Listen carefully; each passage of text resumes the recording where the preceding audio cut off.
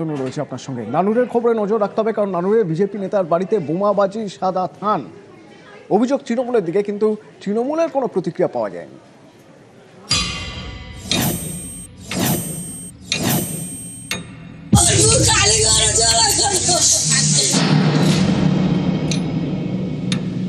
দক্ষিণ 24 পরগনার বারুইপুরে বিজেপি নেতাকে বাড়ি থেকে ডেকে নিয়ে গিয়ে খুন। বীরভূমের নানুরে বিজেপি নেতার বাড়ি লক্ষ্য করে বোমা। নানুরের তিলুটি গ্রামের বাসিন্দা রসময় দাস বিজেপির নানুর 1 নম্বর মণ্ডলের সাধারণ সম্পাদক। রবিবার গভীর রাতে তার বাড়ি লক্ষ্য করে বোমাবাজি করা হয়। বিজেপি নেতার বাড়ির সামনে সাদা থান, ধূপ, মালা। পার্টি অফিসেও আগুন ধরিয়ে দেওয়া হয়। অভিযোগের আঙুল তৃণমূলের দিকে। আনুমানিক 1টা পরে আমাদের এখানে দরজাতে বেশ কয়েকটা বোম বাস্ট হয়। আমার যেটা ছোট্ট মতো পার্টি অফিস ছিল, সেই অফিসটাকে পুড়িয়ে দিয়েছে। আর বাইরের দিকে এসে দেখি একটা কি দুটো বোম না ফেটে পড়েছিল, মানে ফাটেনি। কি আমার দরজার পাশে একটা লাইফ থ্রেট একটা লেটার, তার সঙ্গে সাদা থান কাপড়, ফুলের মালা, এইগুলো পড়ে রয়েছে। বিজেপির দাবি, ঘটনার সূত্রপাত কয়েকদিন আগে। এলাকায় জলের জন্য সাবমার্সিবল পাম্পের ইলেকট্রিক বিল মেটান স্থানীয়রা। বাড়ি বাড়ি গিয়ে সেই টাকা কারা তুলবে, এ নিয়ে কয়েকজন তৃণমূল নেতার সঙ্গে বিজেপি নেতার রসময় দাসের ঝামেলাও হয়। এরপরেই রবিবার গভীর রাতে বিজেপি নেতার বাড়িতে হামলা, বোমাবাজি। অভিযোগ, রাস্তায় পড়ে থাকা বোমা বিস্ফোরণে আহত হন এক ব্যক্তি। সোমবার সকালে এলাকায় যায় নানুর থানার পুলিশ। উদ্ধার হয় একটি তাজা বোমা। এই ঘটনায় তৃণমূলের বিরুদ্ধে অভিযোগ উঠলেও তাদের কোনো প্রতিক্রিয়া মেলেনি। বীরভূম থেকে ইন্দ্রজিৎ রুজ, নিউজ 18 বাংলা। বিজেপি আমলেই বিজেপি কর্মীকে বাড়ি থেকে ডেকে নিয়ে গিয়ে কুপিয়ে খুন। বাপি কর্মকার 18 বছর ঘর ছাড়া ছিলেন, এবং তারপর যখন ফিরে আসেন রাজ্যে পালা বদলের পর, তারপরেই তাকে ডেকে নিয়ে গিয়ে রবিবার রাতে খুন করা হয়।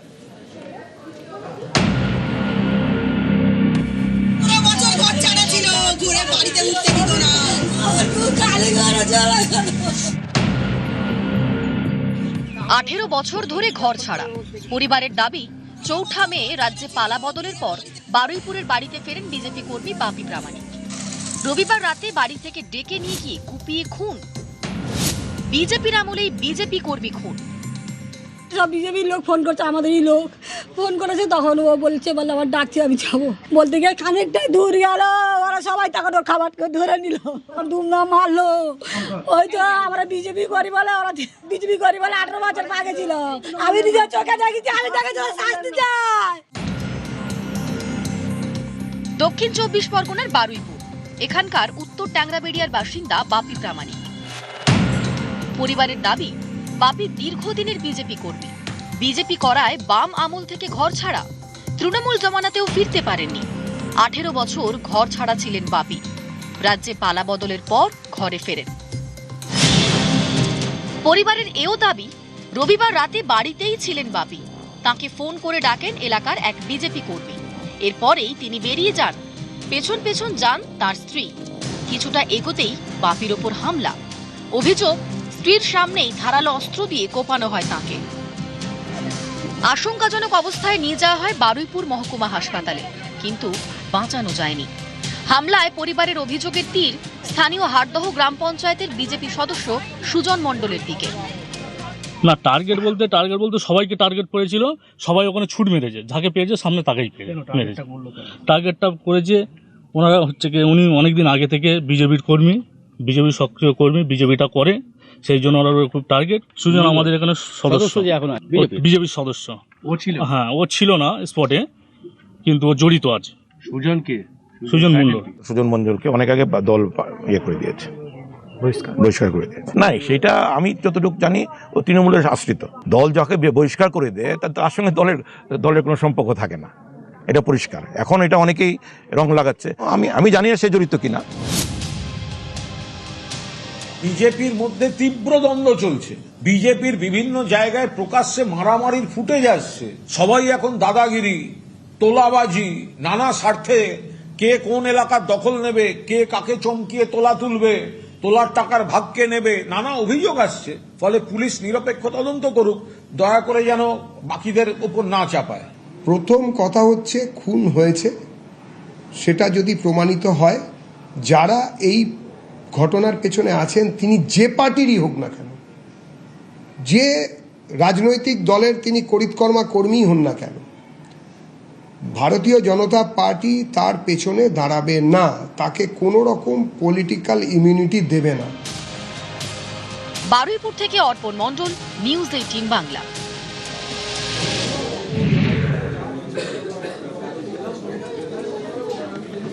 জলে ভাসল প্রাণ পূর্ব মেদিনীপুরের পটাশপুরের মকরমপুর। একটা 4 বছরের শিশু বাড়ি থেকে বেরিয়েছিল, চারদিক জলমগ্ন, জলে ভাসছে, তার মধ্যে বাড়ি থেকে বেরিয়েছিল এবং একটা সময় জলে ভেসে যায়। কিছুক্ষণ পরে তার মৃতর দেহ পাওয়া যায়। কীভাবে ঘটলো এই ঘটনা? 4 বছরের এক বাচ্চা বাড়ি থেকে বেরিয়ে গেল, বাইরে এরকম একটা অবস্থা, চতুর্দিকে জল জমে আছে, কীভাবেই বা সে বেরিয়ে পড়লো বাড়ি থেকে? আর এই ঘটনা ঘটলো কিভাবে, মানে কতটা জল ছিল, আশপাশে আর কেউ ছিল না? পঙ্কজ আছে সরাসরি আমার সঙ্গে পটাশপুর থেকে। পঙ্কজ, একটু ডিটেলে জানতে চাইবো এই মর্মান্তিক ঘটনা ঘটলো কিভাবে?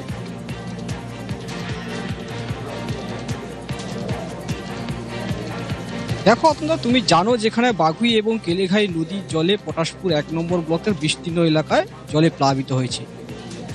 সেই কারণে যেখানে এই পটাশপুর 1 নম্বর ব্লকে মকরামপুরের গাবডাগর এলাকার গ্রামের একটি 4 বছরের শিশু তার বাড়ির অজান্তে বাড়ি থেকে বেরিয়ে সে কিন্তু জলের রাস্তায় যে সমস্ত প্লাবিত রয়েছে রাস্তাঘাটেগুলো, সেগুলোতে বেরিয়ে চলে। হঠাৎ করে বাড়িতে খোঁজ খবর করে তখন কিন্তু তারা বাড়ির আশেপাশে তার চারদিকে খোঁজ খবর করে, তারপরে কিন্তু দেখা গেল যে 50 মিটার দূরে বাড়ির কাছে একটি ক্যালভার্ট রয়েছে। সেই ক্যালভার্টের ভিতরে তার অর্ধেকটা ঢুকে রয়েছে, পা দুটো বের হয়ে আছে। তখনই তাকে বের করার সঙ্গে সঙ্গে তারা কিন্তু দেখতে পায় মৃত অবস্থায়। তবে এই যে ক্যালভার্ট রয়েছে, সে যে ঢালাই রাস্তা রয়েছে, সেই ঢালাই রাস্তার উপরে প্রায় হাঁটু সমান জল। স্থানীয় বাসিন্দারা তারা আনুমানিক যেটা অনুভব করছে যে তারা যে এই শিশু, অর্থাৎ সেই 4 বছরের শিশু বাবা মার অলক্ষ্যে এসে এই জলের স্রোতে তিনি কিন্তু তলিয়ে যায়, তারপরে কিন্তু ক্যালভার্টে গিয়ে আটকে গিয়ে সেখানে তার মৃত্যু হয়। একেবারে সেই মকরামপুর এলাকায় যে গাবডাঙ্গর গ্রামের এই যে মর্মান্তিক দুর্ঘটনার কারণে কিন্তু এলাকায় শোকের ছায়া নেমে আসে। ইতিমধ্যে যেখানে আজকে তার পরিবারের কাছে, যেখানে গ্রাম উন্নয়নের প্রতিমন্ত্রী শান্তনু প্রামাণিক এবং পটাশপুরের বিধানসভার বিধায়ক তপন মাইতি তার বাড়িতে গিয়ে সমবেদনা জানায় এবং তাদের পাশে থাকার আশ্বাস দেয়। তবে একটি তরতাজা প্রাণ, যেখানে 4 বছরের শিশু, সেখানে তার মৃত্যু একেবারে বাবা মার অলক্ষ্যে সেই জলে প্লাবিতর কারণে। সেই জল না নামার এবং এলাকা পুরো গ্রামে বাড়ির চারপাশে জল কিন্তু প্লাবিত হয়ে রয়ে আছে, সেই কারণে তিনি কিন্তু অলক্ষ্যে এই শিশুটি কিন্তু চলে যায়, তারপরে এই মর্মান্তিক দুর্ঘটনা ঘটে। আচ্ছা,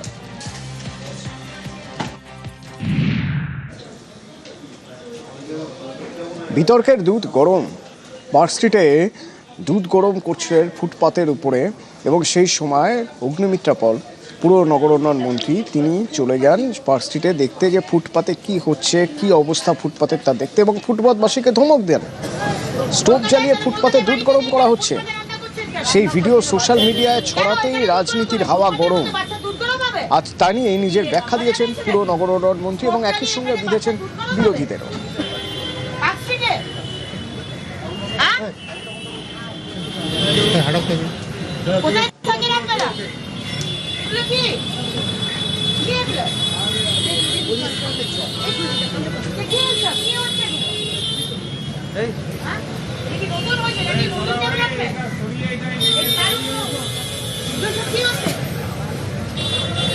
সংসার পাতা হয়েছে নাকি? সংসার পাতার জায়গা কি হচ্ছে? আপনাকে কে অধিকার দিয়েছে এখানে গাড়ি সংসার পাতার?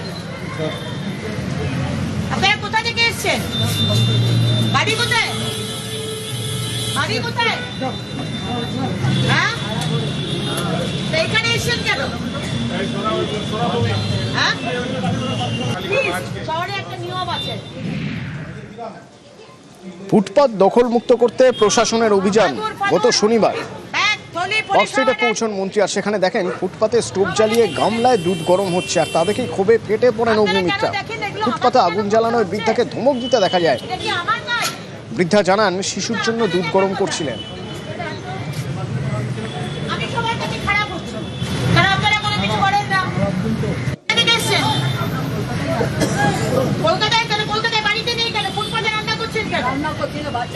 কেন এখানে দুধ গরম করবে? ফুটপাতের মধ্যে বাচ্চা দুধ গরম হবে? কি মজা পেয়েছে নাকি?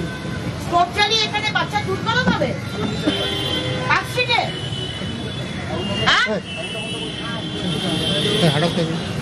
কোথায় থাকেন আপনারা? এগুলো কি? কি এগুলো? কি হচ্ছে? কি হচ্ছে? হ্যাঁ? এটা কি নতুন হয়েছে নাকি? নতুন ডেভেলপমেন্ট? কি হচ্ছে? এটা কি সংসার পাতা হয়েছে নাকি? সংসার পাতার জায়গা? কি হচ্ছে? আপনাকে কে অধিকার দিয়েছে এখানে বাড়ি বানাবো? সংসার পাতার? আপনারা কোথা থেকে এসছেন? বাড়ি কোথায়? বাড়ি কোথায়? হ্যাঁ, তো এখানে এসছেন কেন? নিয়ম আছে। ফ্রিস্কো স্ট্রিটের মতো একটা বিজি রাস্তা, সমানে যেখানে গাড়ি যাচ্ছে, দুপুর 2টোর সময় রাস্তার পাশেই, খুব উঁচু ফুটপাত নয়, রাস্তার সাথে অলমোস্ট একই লেভেলের একটা ফুটপাত, হয়তো 10 ইঞ্চি উঁচু, একটা 6 মাসের বাচ্চা হামাগুড়ি দিচ্ছে। তার আশেপাশে খুব একটা অভিভাবক কেউ ছিল না, বাচ্চা একাই হামাগুড়ি দিচ্ছে, দূরে দূরে তার মা ঠাকুমা। আর যদি অ্যাক্সিডেন্ট হয়, কে দায় নেবে? ওই ফুটপাতের মধ্যে কেরোসিন স্টোভে 1 গামলা দুধ জাল দেওয়া হচ্ছে। 1 গামলা দুধ ওই 6 মাসে বাচ্চা খাবে? আর স্টোভে আগুন জ্বালিয়ে যে রাস্তা দিয়ে, যে ফুটপাত দিয়ে অনবরত লোক যাচ্ছে, ছোট বাচ্চারা স্কুল থেকে যাচ্ছে, যে কোনো সময় অ্যাক্সিডেন্ট হবে। আর যদি অ্যাক্সিডেন্ট হয়, কে দায় নেবে? এই পরিবারকে আগেও বলা হয়েছে, আপনারা নিজের বাড়িতে চলে যান, হোমে থাকুন। এই ক্যামেরাতেই তো মহিলা বলছেন আমাকে, আমি ধাপাতে থাকি। আচ্ছা বলুন, ধাপাতে যদি থাকেন, তাহলে পার্ক স্ট্রিট, ফ্রিস্কো স্ট্রিটের ফুটপাতে এসে দুধ জাল দিচ্ছেন কেন? বারবার বলার পরেও।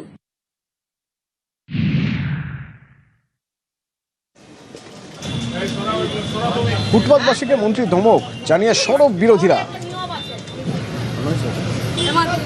এই সমস্ত যেটুকু দেখেছি আমরা ভিডিওতে, দুধ গরম হচ্ছিল, পুলিশ নিয়ে এসে মন্ত্রী বলছেন যে কেন দুধ গরম করা হচ্ছে। তাতে মহিলা বলছিলেন যে বাচ্চার জন্য দুধ গরম করছি। আমি 100 বার ফুটপাত ফ্রি রাখার পক্ষে, কিন্তু আমাদের দেশে, আমাদের আর্থসামাজিক পরিস্থিতিতে তার একটা মানবিক মুখ থাকা উচিত। মানুষ ফুটপাতে থাকেন এই বাচ্চা নিয়ে, মানুষ ফুটপাতে, তারা কেউ স্বেচ্ছায় ফুটপাতে নেই, ওনাদেরও ইচ্ছা করে কোনো ঘরে থাকার। আমাদের পরম সৌভাগ্য যে আমরা একটা বাড়ি পেয়েছি, আর এরা বাড়ি পায়নি। পাল্টা বিরোধীদের জবাব দিয়েছেন পুর নগর উন্নয়ন মন্ত্রীও।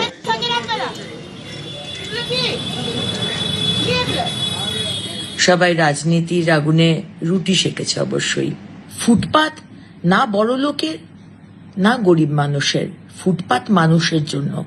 সুপ্রিম কোর্ট তার রায় দিয়েছেন, ফুটপাতকে মানুষের চলাফেরার জন্য ফ্রি রাখতে হবে। ইল্লিগাল পার্কিং যদি হাঁটাই, সেখানে আপনাদের প্রবলেম হচ্ছে, কেন ইল্লিগাল পার্কিং হাঁটানো হচ্ছে? আর যদি ফুটপাতে বলা হয় যে 3 ভাগের 1 ভাগ ফুটপাতের হকার থাকুক, 3 ভাগের 2 ভাগ পেডেস্ট্রিয়ানের জন্য, পথচারীদের জন্য ছেড়ে দিন, সেখানেও আপনাদের অসুবিধে। আর যদি বলা হচ্ছে এই কেরোসিনের স্টোভ জ্বালাবেন না, সেখানেও আপনাদের অসুবিধে। 28 বছর, 34 বছর, 15 বছর কেন এই মানুষগুলোর মাথায় ছাদ দেননি? আমরা মানুষের জন্য কাজ করব, সে আপনাদের যতই বিরোধীদের খারাপ লাগুক। এবং কেন খারাপ লাগছে সেটা আমরা বুঝতে পারছি। কলকাতা পশ্চিমবঙ্গের মুখ, জানলা, সেটাকে সুন্দর করতে হবে। আমাদের সবাইকে ডিসিপ্লিন হতে হবে, সবাইকে। একটা বিখ্যাত গান আছে, গাড়ি সিগন্যাল মানে না, আর আমার এই শহরে অটো সিগন্যাল মানে না। সিগন্যাল মানে তো ছেড়েই দিন, অটো ওভারলোডিং হয়, 4 জনের জায়গায় 5 জনকে নিচ্ছে, সিগন্যাল মানছে না, বেরিয়ে যাচ্ছে। আবার শুধু তাই নয়, ওভারটেক করতে গিয়ে কারো পায়ের উপর দিয়েও চলে যাচ্ছেই তো দমদমে।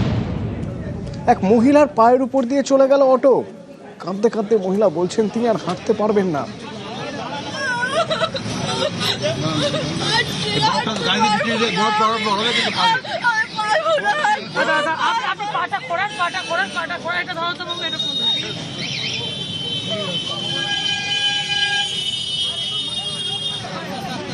ড্রাইভার কে ছিল? স্যারকে বলো আমি হসপিটাল নিয়ে যাচ্ছি, ওনাকে আসতে বলো। ড্রাইভার এখানে রাখো, এখানে রাখো মাত্র। Thank you, thank you. চলেন এদিকে আসো। স্যারকে বলো। সবাই দেখছে, দেখে তো লাভ নেই।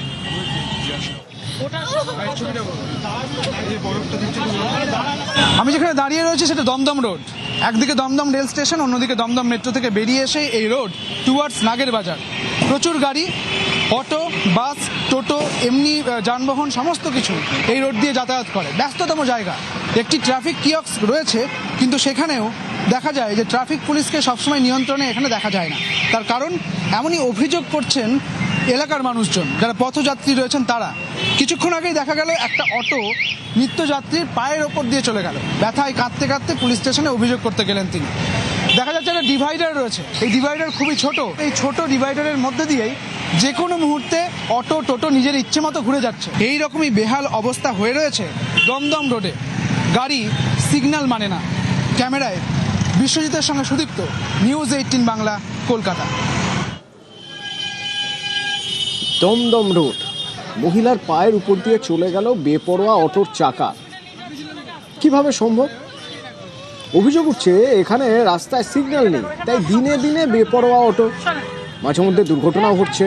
যেমন হলো এদিন দমদম স্টেশন আর নাগের বাজারের মধ্যে ব্যস্ত রাস্তায় এক মহিলার পায়ের উপর দিয়ে চলে যায় অটোর চাকা, আর এর জন্য সাফাই দেন অটো চালক।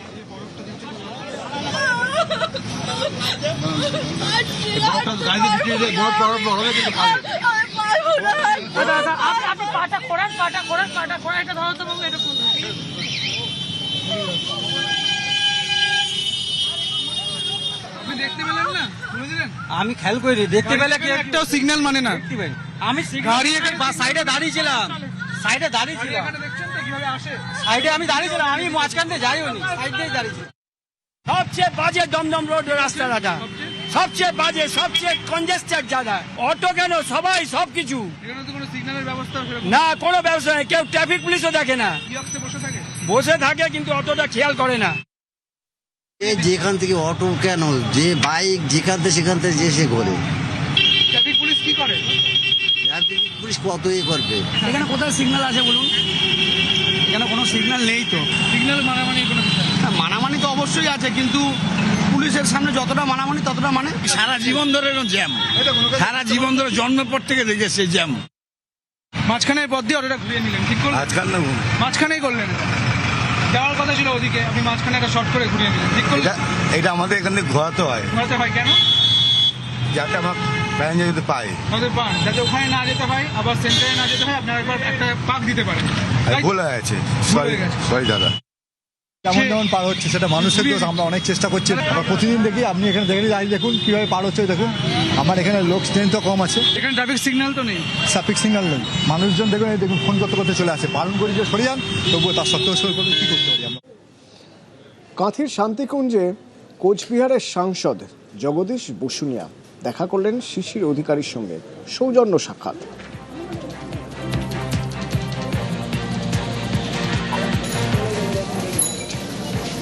সুজিত ভৌমিক সহকর্মী আমার সঙ্গে রয়েছেন ফোনে। সুজিত, নিঃসন্দেহে সৌজন্য সাক্ষাৎ তো বটেই, কিন্তু যখন দুই রাজনীতিবিদ দেখা করেন তখন তার মধ্যে কোনো রাজনীতির জায়গা থাকেও। জগদীশ বসুনিয়া শিশির অধিকারীর সঙ্গে দেখা করেছেন, যিনি দীর্ঘদিন সাংসদ হিসেবে কাজ করেছেন, বর্ষিয়ান রাজনীতিবিদ। কোনো টিপস নিলেন? টিপস নিলেন, এবং তুমি যে কথা বললে অতনয় একবারে ঠিক। যখন দুজনের মধ্যে দেখা হচ্ছে, দুজনই রাজনীতির মানুষ, তখন আবার এমন একটা সময় একেবারে আলোচনা তো হবেই। এবং তুমি জানো কদিন আগে জুন মালিয়া তৃণমূল সাংসদ মেদিনীপুরে তিনি এসেছিলেন, আর এলেন কোচবিহারের তৃণমূল সাংসদ জগদীশ চন্দ্র বর্মা।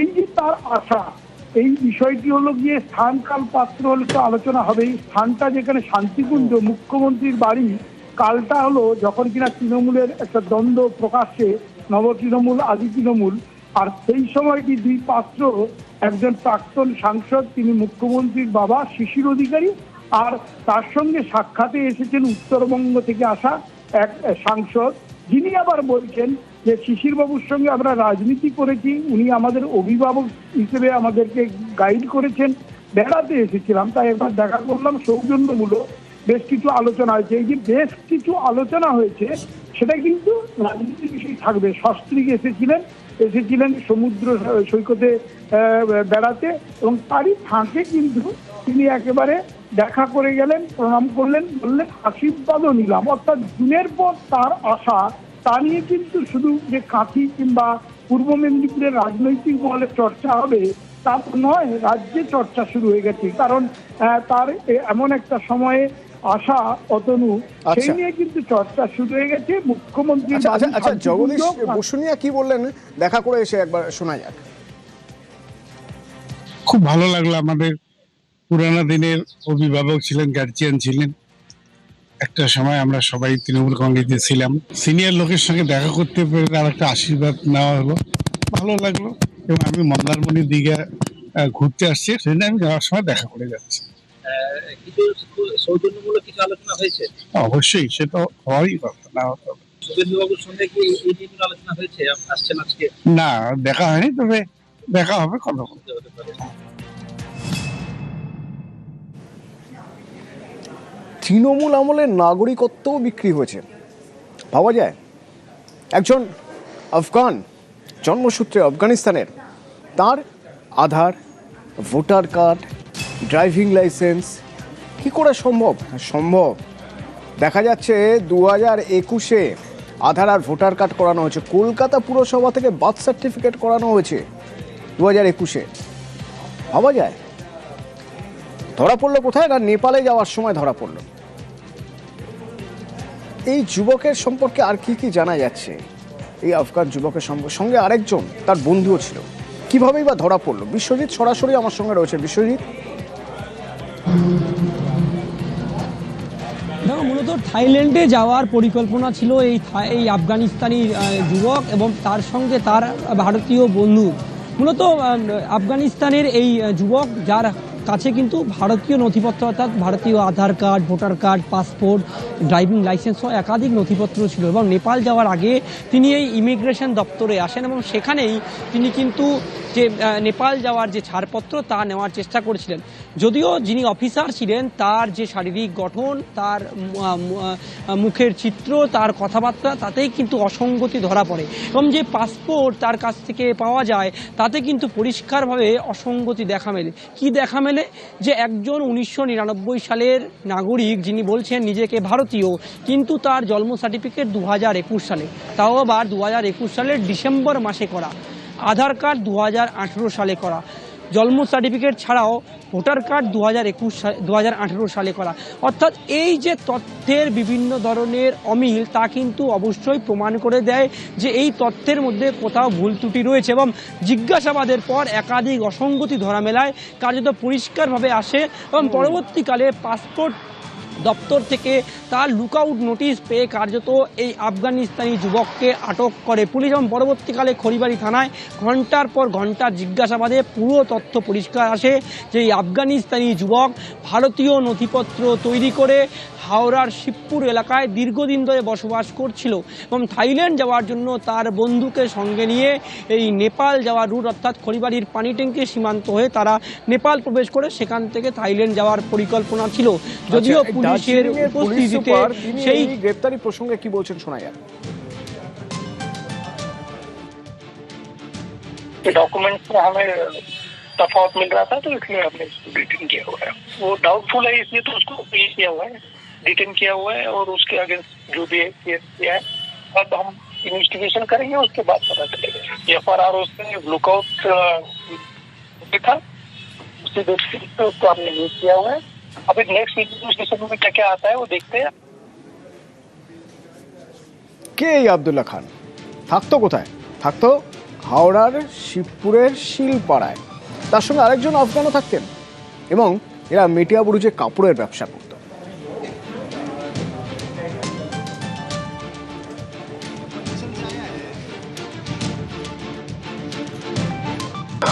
হাওড়া শিবপুরের শিলবস্তি 8 নম্বর শিলবস্তি, এই যে আবাসন, এই আবাসনের এই ঘরেই থাকতো আব্দুল্লাহ খান এবং তার এক সঙ্গী। এই যে ঘরটি রয়েছে একটুখানি উনি রয়েছেন, উনি এখানকার রান্না করেন, এখানে একাধিক আফগান তারা রয়েছেন। এই যে ঘর, এই ঘরটাতেই থাকতেন আব্দুল্লাহ। আজকে যিনি যখন কাজে এসছেন তারপর থেকে তার কোনো হদিশ পাওয়া যায়নি। আমরা দেখতে পাচ্ছি একাধিক ঘর রয়েছে যেখানে আফগান নাগরিকরা কিন্তু এই বাড়িতেই থাকতো বলে এখানকার যে কর্মচারী তিনি সেটা জানাচ্ছেন। এবং এই মুহূর্তে একাধিক ঘর যেখানে কিন্তু বারবার করে বলছেন একজন নয় আরো একজন আফগানি ছিলেন, যিনিও সকাল থেকে আর দেখা যাচ্ছে না। তবে আব্দুল্লাহ কবে এই বাড়ি ছেড়ে গেছিল সেটা তিনি জানেন না, তার কারণ তিনিও ছুটিতে ছিলেন। তিনি দীর্ঘদিন ধরে এখানে রান্না করতেন। তবে শুধু আব্দুল্লাহ নয়, আব্দুল্লাহর পাশাপাশি আরো বেশ কয়েকজন আফগান বাসিন্দা যারা কিন্তু এখানেই থাকতেন। ক্যামেরা রাজু ভুইয়ার সঙ্গে দেবাশিস চক্রবর্তী, নিউজ 18 বাংলা, হাওড়া।